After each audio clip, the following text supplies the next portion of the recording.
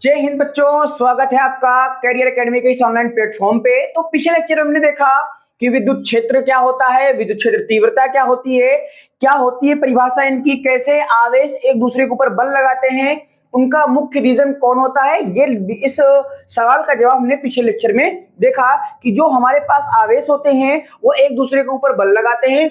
कितना बल लगाएंगे इस बात को हमारे न्यूटन सर ने बताया था।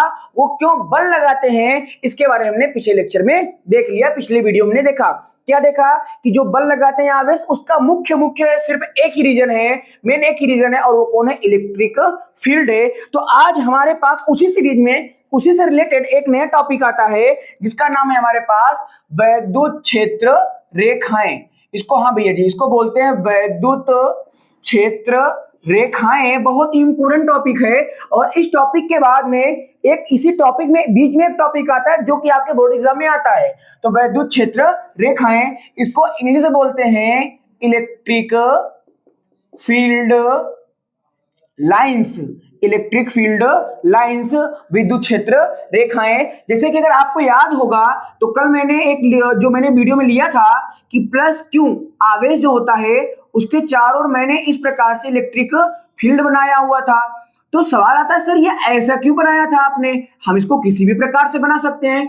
बिल्कुल आप बना सकते हैं, लेकिन ये रेखाएं हम बना ही क्यों रहे हैं? ये रेखाएं हमको कैसे मिली, क्या होती है रेखाएं, जरा इनके बारे में ध्यान करते हैं, इनके बारे में थोड़ा सोचते हैं। देखो भैया, मैंने कल क्या बताया कि अगर थोड़ी दूर पर हमारे पास कोई चार्ज हो और इस चार्ज को मैं यहाँ पे लाऊंगा, और अगर मैं इस चार्ज को यहाँ पे लाऊंगा तो वो चार्ज एक बल का अनुभव करेगा जिसको हम बोलेंगे विद्युत क्षेत्र की तीव्रता, इंटेंसिटी ऑफ इलेक्ट्रिक फील्ड। अच्छा, उसके बाद क्या होगा कि जब मैं इसको यहां से यहां पर लाऊंगा तो ये जो बल का अनुभव किया वो तो बात टॉपिक खत्म हो गया। लेकिन जब मैं इस आवेश को यहां पे लाऊंगा और यहां पे लाने के बाद मैं आवेश को छोड़ देता हूं, क्या कर देता हूं? छोड़ देता हूं, तो ये आवेश क्या होगा? वो इस प्रकार से गति करना स्टार्ट कर देगा।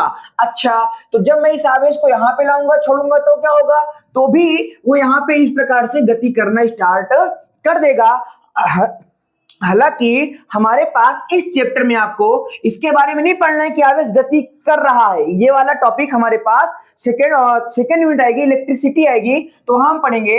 लेकिन तो ये विद्युत क्षेत्र क्या होता है कि जो हमारे आवेश को हम विद्युत क्षेत्र में लाते हैं या किसी आवेश के पास लाके छोड़ देते हैं, तो उस आवेश के गति के कारण जो हम, ये कारण लिखा हुआ है, आवेश के गति के कारण जो पथ बनता है, पथ मतलब रास्ता, तो जो उसका पथ बनता है, रास्ता बनता है, उसी को क्या बोलते हैं? विद्युत क्षेत्र रेखाएं बोलते हैं। तो अब फिर से एक बार रिपीट कर देता हूं, विद्युत क्षेत्र रेखाएं क्या होती हैं कि जब हम किसी आवेश को लाते हैं किसी आवेश के पास में, और लाने के बाद जब हम आवेश को छोड़ देते हैं तो वह आवेश एक निश्चित पथ पे गति करता है, और उसकी गति के कारण जो पथ हमको प्राप्त होता है उसी पथ को क्या बोलते हैं? विद्युत क्षेत्र रेखाएं। एक लाइन में क्या बोलेंगे कि विद्युत क्षेत्र रेखाएं क्या होती हैं? विद्युत क्षेत्र रेखाएं क्या है? आवेश के गति का पथ है। बस दैट्स इट, खत्म ये टॉपिक। उसके बाद हमारे पास आता है वैद्युत क्षेत्र रेखाओं के गुण। हाँ भैया जी, ये बहुत इंपॉर्टेंट है।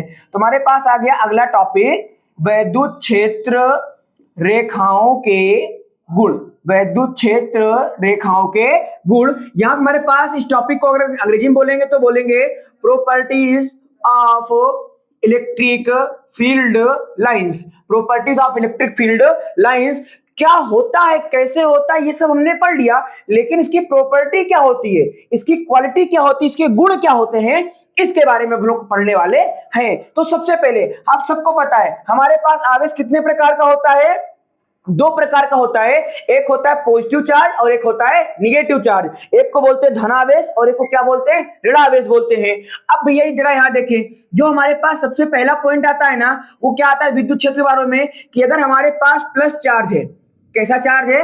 प्लस चार्ज है, तो जो इसका इलेक्ट्रिक फील्ड होगा ना वो बाहर की ओर होगा। विद्युत क्षेत्र कहां की ओर होगा?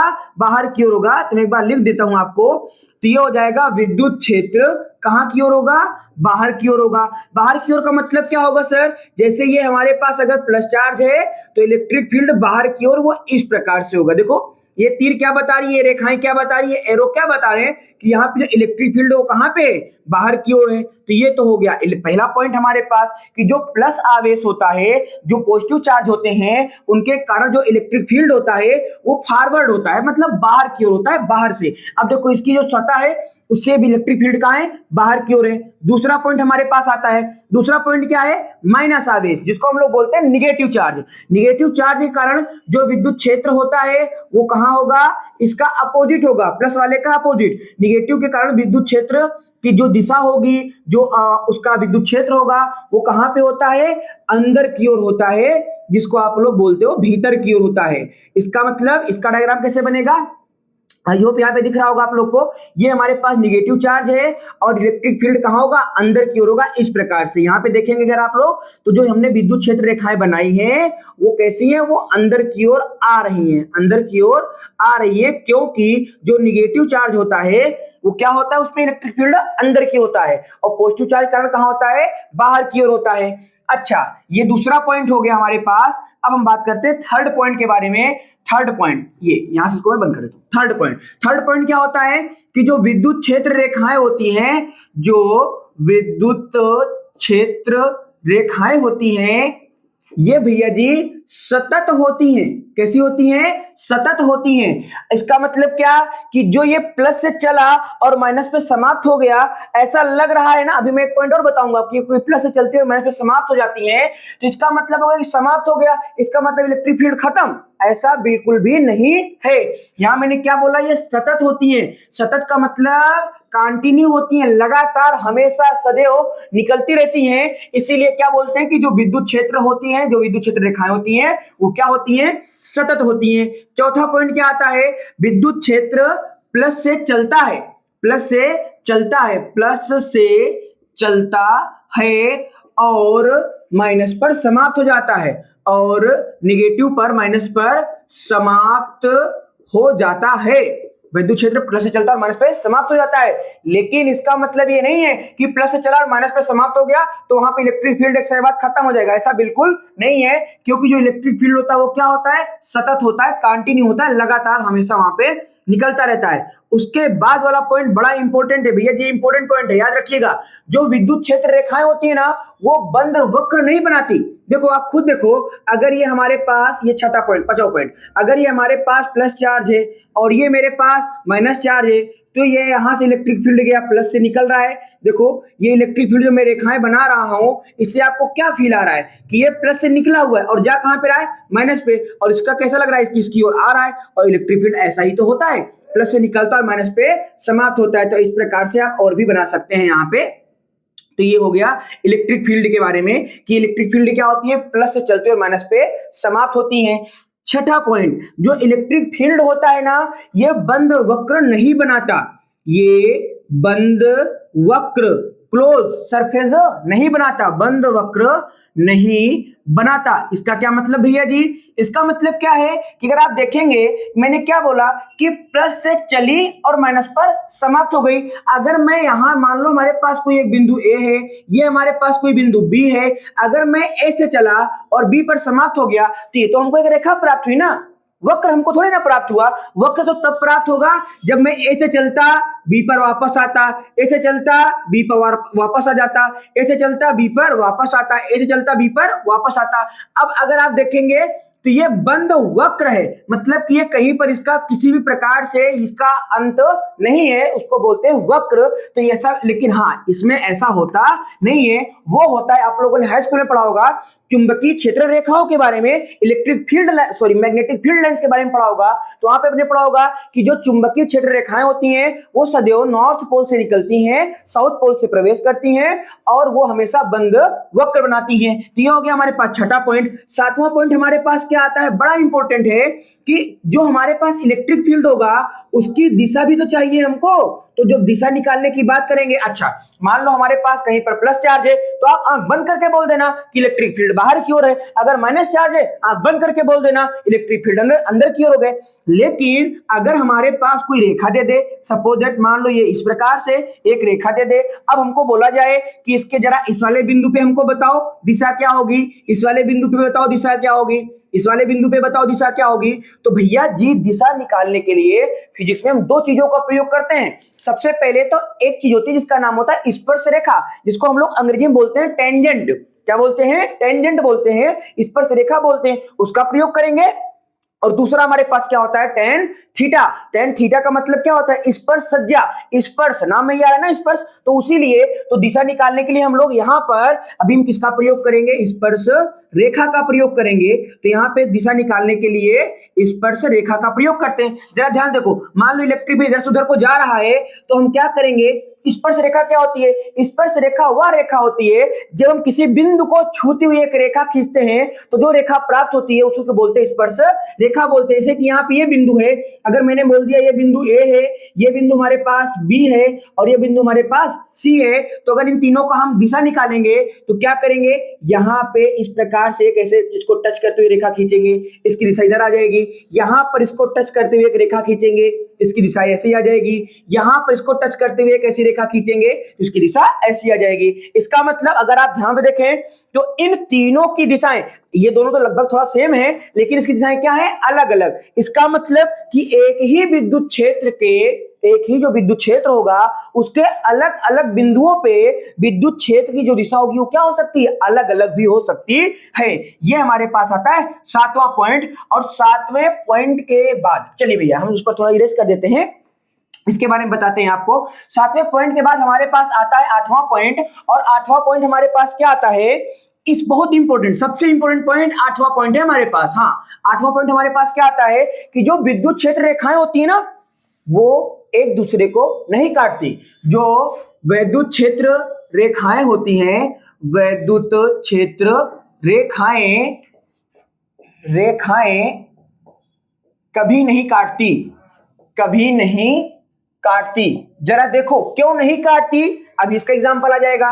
मान लिया हमारे पास ये एक इलेक्ट्रिक फील्ड लाइन है और हमारे पास यहाँ पे एक इलेक्ट्रिक फील्ड लाइन से, अच्छा मैंने क्या माना कि ये इस दिशा में इलेक्ट्रिक फील्ड लाइन से और ये इस दिशा में इलेक्ट्रिक फील्ड लाइन से, अच्छा ये यहाँ पे क्या हो गए? इंटरसेक्ट हो गए, मतलब यहाँ पे दूसरे को क्या कर दिया? काट दिया। इसको आपने मैथ में पढ़ा होगा, प्रतिच्छेदन बिंदु बोलते हैं हम लोग, प्रतिच्छेद कर दिया इसने।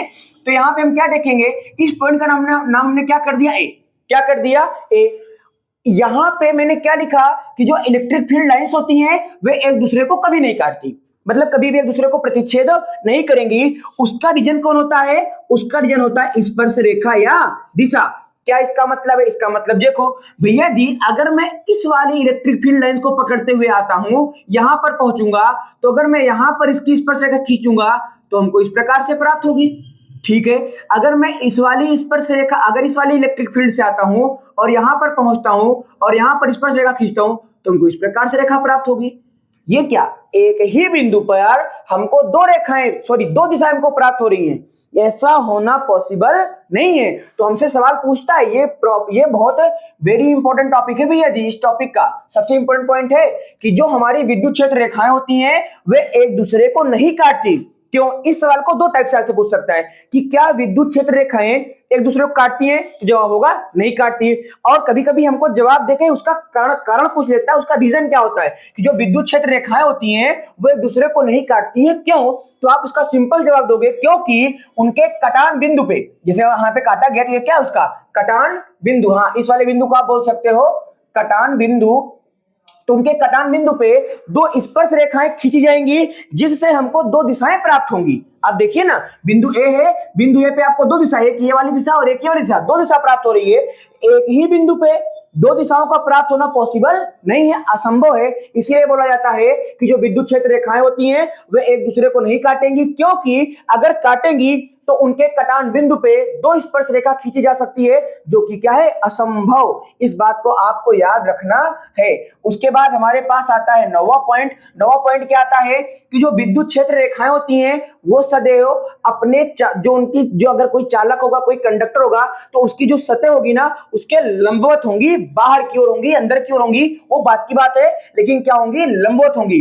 मतलब कि जो भैया चाहे विद्युत लिखे चाहे वैद्युत लिखे, दोनों एक ही है। जो वैद्युत क्षेत्र रेखाएं होंगी, जो वैद्युत क्षेत्र रेखाएं होती हैं, वो हमेशा चालक की सतह की क्या होती हैं, लंबवत होती हैं। चालक की सतह क्या होती हैं, लंबवत होती हैं। तो इसको क्या बोलते हैं, जैसे अगर हम बनाना चाहें तो आपको बना के एक बार दिखा सकते हैं। सपोज दैट आप मान लो ये हमारे पास क्या है, कोई चालक है, तो वो इलेक्ट्रिक फील्ड की बात करेंगे तो ये देखो इस तल के क्या है, लंबवत है, तो ये तल के क्या हो जाएंगे, लंबवत हो जाएंगे। तो ये हमारे पास हो जाएगा, ये मैंने बोला आपको कि जो विद्युत क्षेत्र रेखाएं होती हैं वो चालक की सतह की क्या होती हैं, लंबवत होती हैं। एक पॉइंट जगह नहीं है हमारे पास, मैं यहां इसको नोट कर देता हूं। एक पॉइंट आप और ऐड कर सकते हैं। 10वां पॉइंट क्या, कि जो विद्युत क्षेत्र रेखाएं होती हैं वो सदैव चालक की सतह के लंबवत तो होती हैं, लेकिन जो विद्युत क्षेत्र रेखाएं होती हैं वो चालक के भीतर नहीं होती, चालक के सतह के बाहर होती हैं। चालक के भीतर वैद्युत क्षेत्र रेखाएं नहीं होती, चालक के भीतर वैद्युत क्षेत्र रेखाएं नहीं होती। ठीक भैया जी, ये वाला पॉइंट आपको याद रखना है। अब उसके बाद हमारे पास एक लास्ट पॉइंट आता है, 11 नंबर पॉइंट। क्या होता है 11 नंबर पॉइंट, कि देखो विद्युत क्षेत्र जो होता है ना वो दो टाइप का होता है, एक जगह पे एक समान हो सकता है या असमान हो सकता है। कहने का मतलब कि कहीं पर विद्युत क्षेत्र कम हो सकता है, कहीं पर ज्यादा हो सकता है, या कहीं पर एक बराबर होगा, ना कम हो ना तो ज्यादा हो। देखो भैया जी, अगर हम देखें यहाँ पे तो ये हम बना रहे हैं रेखाएं, हालांकि इसके बारे में आप ऑलरेडी डिस्कस कर चुके हैं। कहां डिस्कस कर चुके हैं, इसके बारे में आपने हाई स्कूल में पढ़ा होगा। हाई स्कूल में आपने पढ़ा होगा चुंबकीय क्षेत्र रेखाएं, और वहां पे आपने पढ़ा होगा एक समान चुंबकीय क्षेत्र। तो एक पॉइंट तो हमारे पास ये वाला बन गया, और एक पॉइंट हमारे पास ये बन गया। अगर हम इसकी बात करें, जैसे कि ये यहाँ पे, अगर आप यहाँ पे देखेंगे तो इस वाले बिंदु को, अच्छा देखो मैंने दो बिंदु दोनों पे मान लिया, ठीक है। यहाँ पे मैंने एक बिंदु मान लिया ए, और यहाँ मैंने एक बिंदु मान लिया बी। यहाँ पे मैंने एक बिंदु मान लिया ए, और यहाँ पर मैंने एक बिंदु मान लिया बी। अब देखो भैया जी, ये वाला जो इलेक्ट्रिक फील्ड है ना वो कैसा है, एक समान, इसको अंग्रेजी में बोलते हैं यूनिफॉर्म इलेक्ट्रिक फील्ड। लेकिन यहाँ पे कैसा है, असमान है, इसको इंग्लिश में क्या बोलेंगे, नॉन यूनिफॉर्म इलेक्ट्रिक फील्ड। यहाँ पे क्यों असमान है, क्योंकि देखो जहां पर विद्युत क्षेत्र रेखाएं पास पास, वहां पर इलेक्ट्रिक फील्ड का मान ज्यादा, और जहां पर इलेक्ट्रिक फील्ड रेखाएं दूर इलेक्ट्रिक फील्ड दूर होती हैं, वहां पर उसका मान क्या होता है, कम होता है। लेकिन अगर यहां पे आए तो यहां पे आप चाहे बिंदु ए की बात करें, आप चाहे बिंदु बी की बात करें, हर बिंदु पर जो इलेक्ट्रिक फील्ड है वो क्या है, बराबर है, इसलिए इसको क्या बोलेंगे, एक समान बोलेंगे। तो अच्छा यहां से एक चीज आप और याद कर सकते हैं कि जो एक समान इलेक्ट्रिक फील्ड होगा वहां पे रेखाएं क्या होंगी, एक ही दिशा में होंगी, हर बिंदु से दूरियां क्या होंगी, बराबर होंगी। लेकिन जहां पे असमान इलेक्ट्रिक फील्ड होता है वहां पे दिशाएं भी अलग अलग हो सकती हैं, विद्युत क्षेत्र रेखाएं पास भी हो सकती हैं और दूर भी हो सकती हैं। तो ये चीजें आती हैं। तो इस टाइप से हमारे पास टोटल 11 पॉइंट बनते हैं, और इन 11 पॉइंटों को हमने बखूबी बहुत अच्छे से तरीके से एक एक शब्द को हमने आपको डिस्क्राइब करके बताया हुआ है। उम्मीद करता हूं कि ये पूरा टॉपिक आपको समझ में आया होगा।